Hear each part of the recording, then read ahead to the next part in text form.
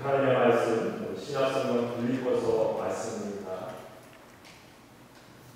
빌립보서 2장 24절부터 28절까지의 말씀입니다. 한 목소리로 같이 한번 24절부터 28절까지 같이 말씀드리도록 하겠습니다.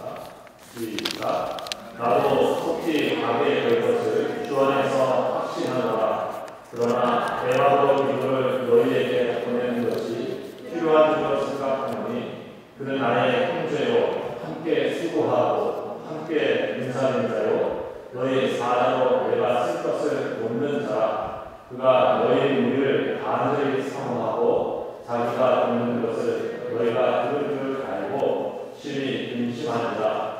그가 병들어 죽게 되었으나 하나님이 그를 긍휼히 여기셨고 그뿐 아니라 또 나를 긍휼히 여기사 내 근심에 근심을 면하게 하셨느니라. 그러므로 내가 더욱 급히 그를 보낸 것은 너희로 그를 다시 보고 기뻐하게 하며 내 근심도 덜려 하느니라. 아멘. 오늘은 우리 사랑하는 목사님 예리사한테 동산에서도 치료받고 또 힘든 시간 보내셨지만 하나님 은혜로 우리 강건하게 오셔서 우리 하나님의 그런 말씀을 대화하시고 예배를 드릴 수 있게 돼서 너무 감사드립니다. 우리 목사님 이 시간 내 근심도 덜려 하느니라 라고 하는 말씀으로 하나님 은혜를 나눠주시겠습니다. 우리 목사님 같이 예배를 드릴 수 있게 해주신 하나님께 우리 할렐루야를 전하도록 하겠습니다. 할렐루야, 할렐루야.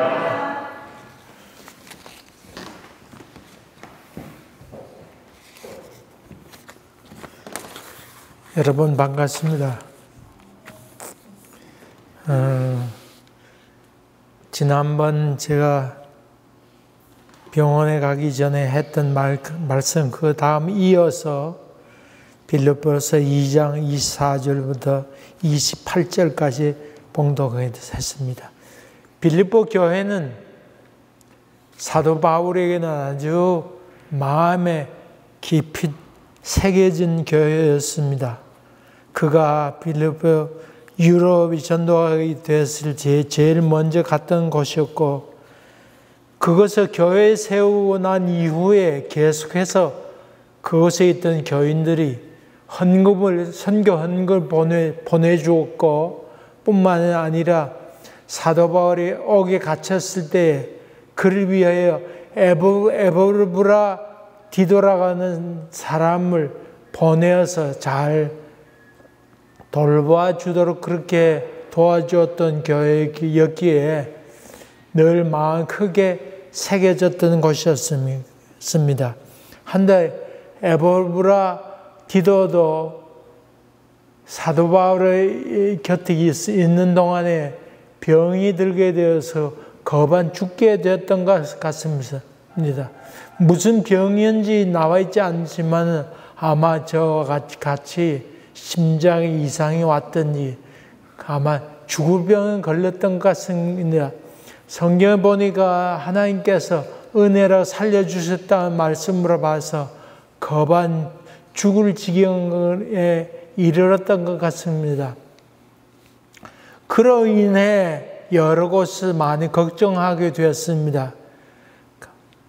사도 바울을 도우러 보냈는데 오히려 병이 들리게 되었으니까 거기 있던 사도 바울에게도 큰 고통이었고 빌립보 교회에도 누가 되었던 것은 같습니다.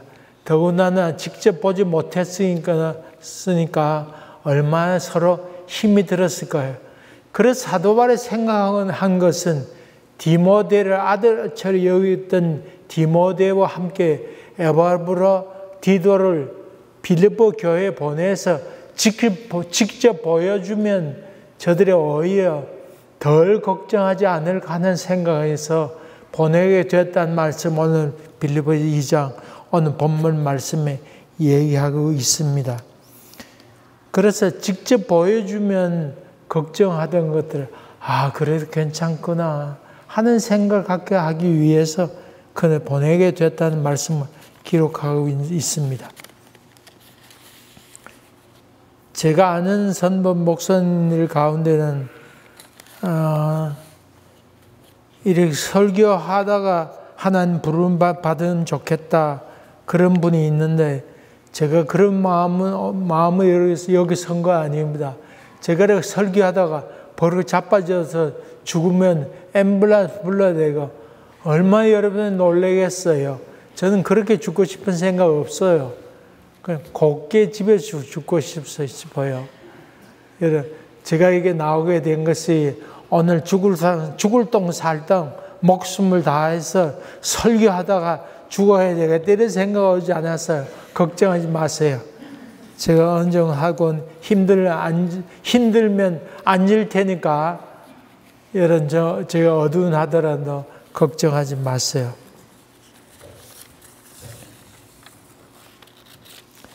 제가 병원에 가서 있는 동안에 수술받게 되었는데 의사가 오더니 이제 내리면 수술하게 됐는데 심장을 여기 가슴 가른다는 거예요. 뼈다귀 있는 걸 잘라내고 이 벌린 다음에 심장을 멈추게 한대요. 심장을 얼마 멈췄는지 저는 잘 몰라요. 하여간 멈추게 한 다음에 다리나 다른 핏줄을 뽑아서 연결해야 된다 그래서 그러냐고 잘 들었습니다. 그러면서 걱정하지 말라고 자꾸 저희 얘기합니다. 실패할 확률이 2% 정도 되는데 자기들 늘상 하는 수술이기 때문에 어려운 수술 아니라고 얘기했습니다. 근데 제가 그 말 듣는 동안에 사람 죽는 것이 확률로 죽고 살지 않잖아요. 다 안 죽을 사람들이 어려움 받아요. 갑자기 죽는 거잖아요. 순서가 있는 것도 아니고 잘 고친다고 하지만 특별한 이상 발견되어서 생각지도 않은 일로 말미암아 죽게 되는 것인데 그런 말로 제가 마음의 평안 얻은 것 아닙니다. 수술한다 그럴 때 야 죽으면 어떡하나 하는 생각을 좀 가졌습니다. 근데 목사 체면에 죽고 사는 문제에 대해서 걱정하면 안 되겠다는 생각 가졌습니다.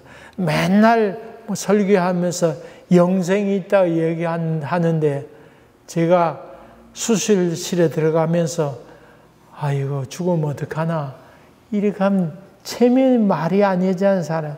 사람이 체면이 있지. 사람이 체면이 있어 없어요. 예수 믿는다면서 내가 수술 앞에 서가지고 아이고 내가 죽으면 어떡하나 안 깨어나면 어떡하나 그렇게 걱정한다 그러면 참 볼 낯짝이 없죠. 사람 낯짝이 있어야 되는. 그리고 여러 가지 생각을 했습니다. 그래서 생각하면서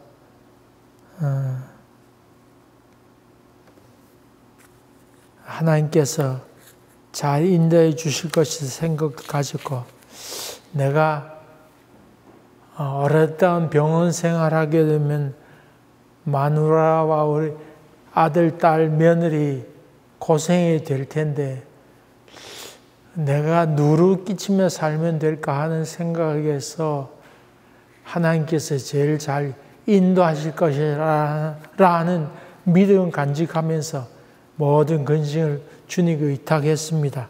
하나님께서 잘 인도해 주실 것이다. 그런 생각을 하였습니다. 하여간 여러분 오늘 오게 된 여기 단에 서게 된 것은 그동안 저를 보고 싶어서 신방하시겠다는 분이 많이 있었는데 제가 말할 기운도 많이 없었습니다. 그래서 오시지 말라고 그랬는데 그런 분들이 다 보지 못했으니까 많이 걱정할 걸 생각했어요. 제가 시원치 않지만 그래도 몸을 이끌고 여기 나왔습니다. 여러분, 기도해 주신 모든 분들에게 감사드리고 싶은 마음이 있어 여기 왔습니다.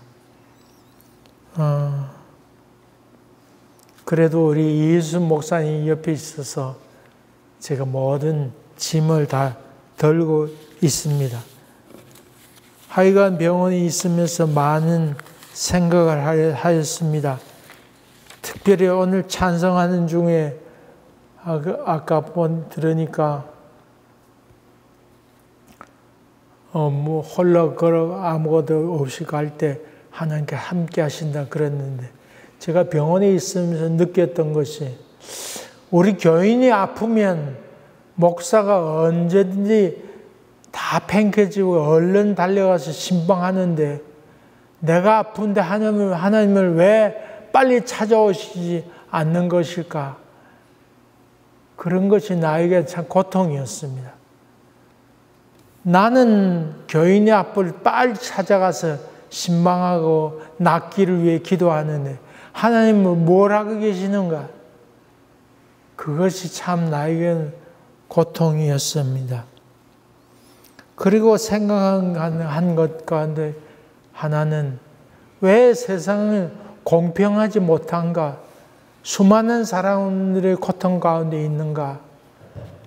어릴 때 초등학교 친구 가운데 소아마비 친구들이 있었는데 그들이 얼마나 고통스러웠을까?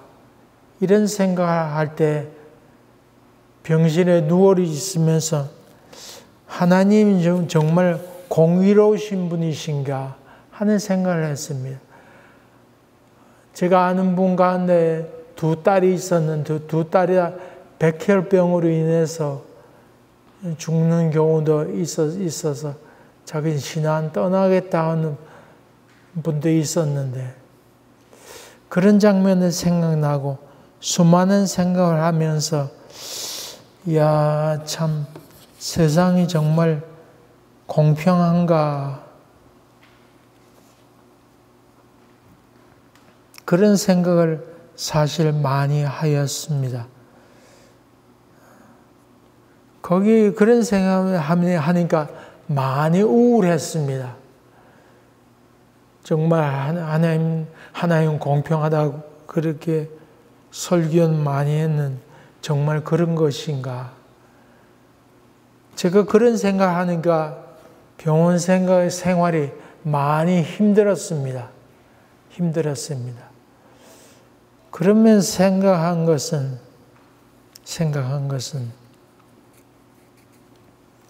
아담과 이브 사건이 이래라 세상은 공평을 하지 않구나 하는 생각을 했습니다.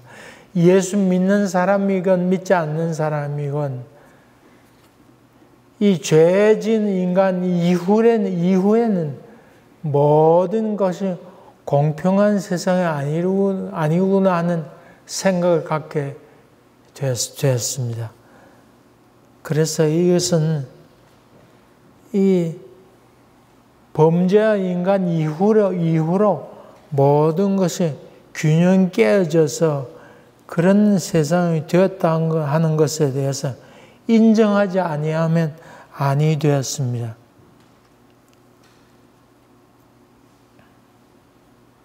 어쨌든 그러면서 병원 생활하면서 이 세상이 다 공평한 것은 아니라고 하는 사실에 대해서 그걸 받아들여야 됐습니다.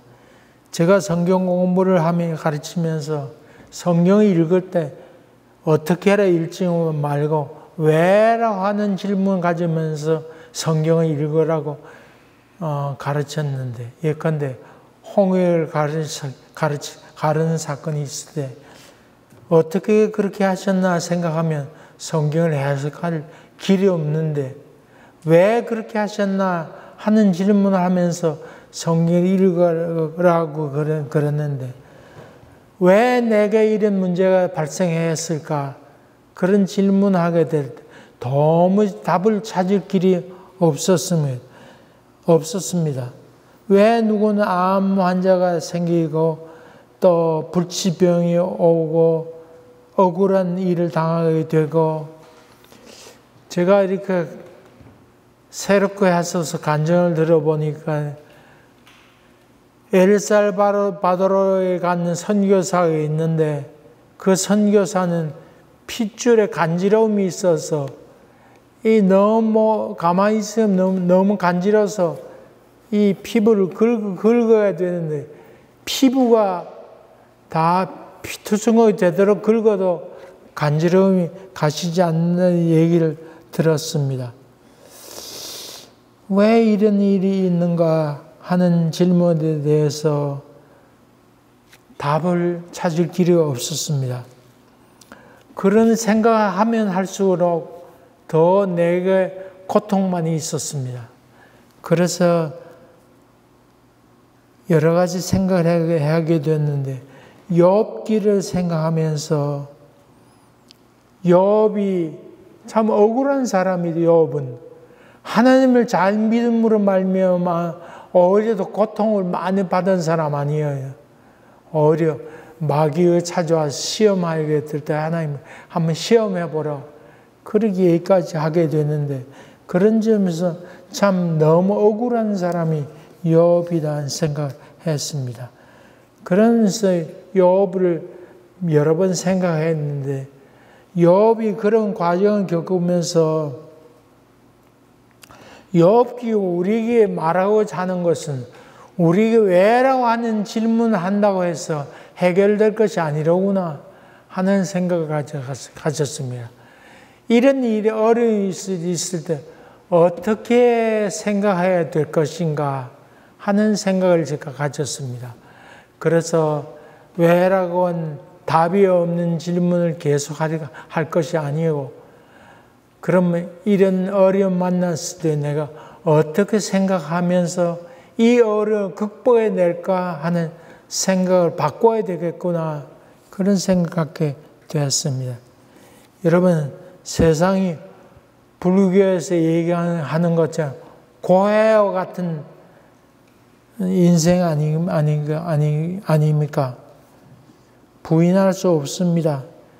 참 예수 믿는 사람이다 안 믿는 사람이다 참 고통스러운 세상 우리가 살게 되는데, 히브리 사람들은 답을 찾을 수 없는 문제에 대해서는 계속해서 질문하지 않고 좋은 방법을 찾아 나서로 애썼다거나 하는 것을 욥기 통해서 우리가 말하고 있다는 하는 것을 깨닫고, 그럼 내가 어떻게 할 것인가, 이런 어려움이 온 것에 대해서 받아들여야 되겠다는 생각하셨습니다. 그래서 이런 어려움이 내게 왔는데 그것을 인정하고 받아들여야겠구나. 악이 어디서 왔는가 암만 찾아도 답을 찾을 길이 없습니다. 그럴 때 받아들이게 인정하는 필요한 것처럼 나도 왜라 묻지 말고 그럼 어떻게 살아야 될 것인가. 그래서 원망보다는 있는 것을 받아들이고 이제 하나님께서 원하시는 긍정적인 생각을 해야 되겠구나 생각을 가졌습니다. 하나님은 왜 그 배반한 베드로를 오셨는데 왜 내게는 찾아오시지 않은가, 그런 질문을 하나님께 기도했더니 하나님께 내가 응답하시게 너는 베드로가 아니다 그렇게 말씀하셨어요. 넌 베드로가 아니다. 넌 너다. 그렇게 말씀하셔서 내가 참 교만했구나. 당연히 하나님께서 찾아오셔야 된다고 생각하는데 그 모든 주도권은 누구에 속한 것이에요? 하나님께 속한, 하나님께 찾아오시고 싶으면 찾아오시는 것이고 그렇지 않는 것인데 나는 마치 베드로보다 더 나은 사람으로 했었구나 생각하게 될 때 회개가 많이 되었습니다. 하나님 미안합니다. 처음으로 제가 그런 기도를 했습니다. 어거스틴이 기도할 때 하나님은 하늘에 계시고 나는 땅에 있나이다. 그렇게 고백했던 것처럼 내가 부족한 존재입니다. 참 미안했습니다. 그런 기도를 드리게 됐어요. 그러면서 마음에 평안이 점점 더 들어오게 되었고 긍정적인 생각을 더 하게 되었습니다.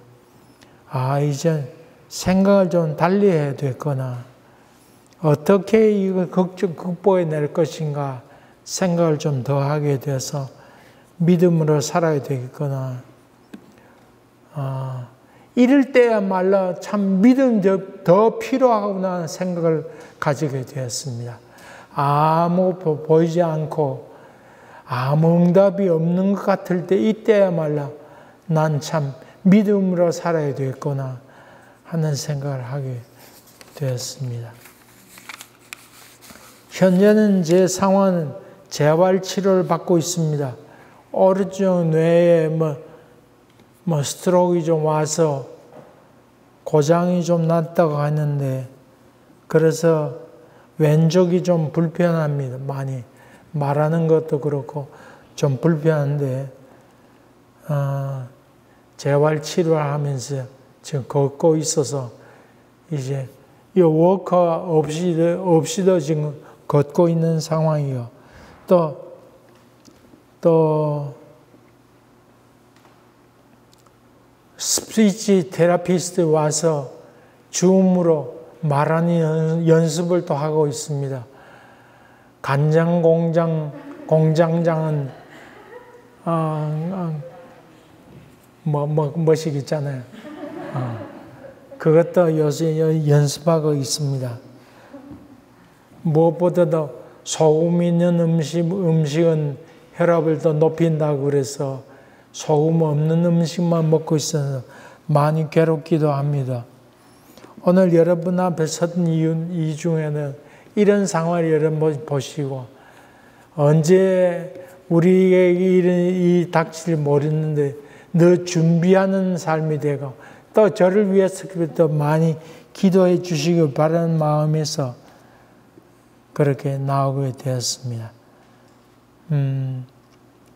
이제 1차 훈련은 끝나고 물 마시는 훈련도 하고 그렇게 진행이 됐는데 여러분 우리 이인수 목사님 노회에서 전화가 왔습니다.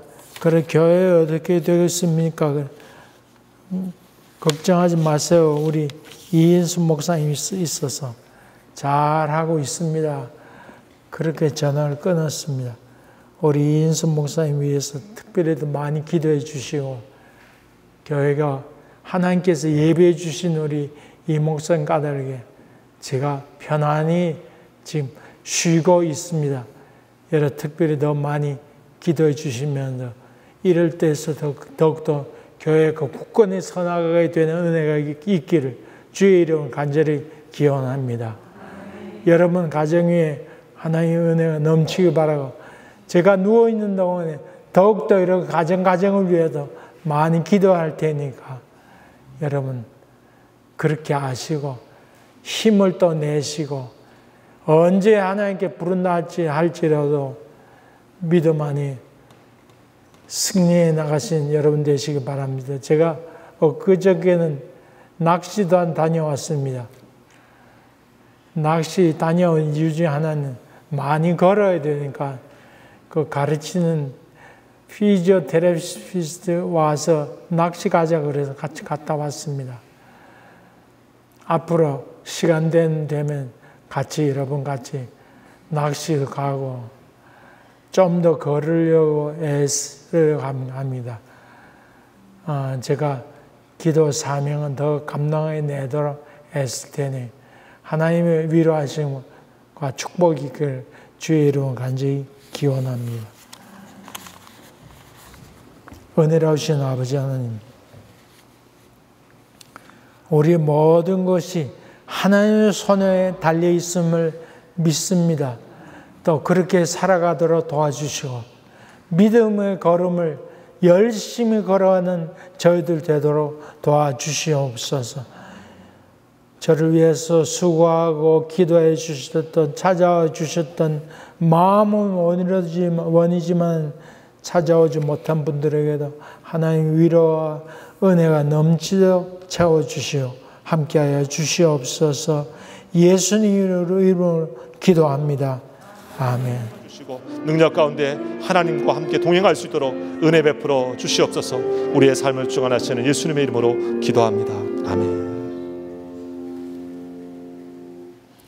이제는 우리를 지극히 사랑하셔서 긍휼히 여기시는 우리 주 예수 그리스도의 은혜와 우리 아버지 하나님의 지극하신 사랑하심과 성령의 역사하시고 충만케 하시며 회복하시며 강건케 하시는 귀한 은혜가 우리 사랑하는 정문서 목사님 귀한 머리 위에와 그리고 오늘도 함께 예배한 사랑하는 성도들 마음 속에 그리고 피 흘려 자신 몸된 교회 속에 지금부터 영원토록 함께 하옵시기를 간절히 축원하옵나이다. 아멘.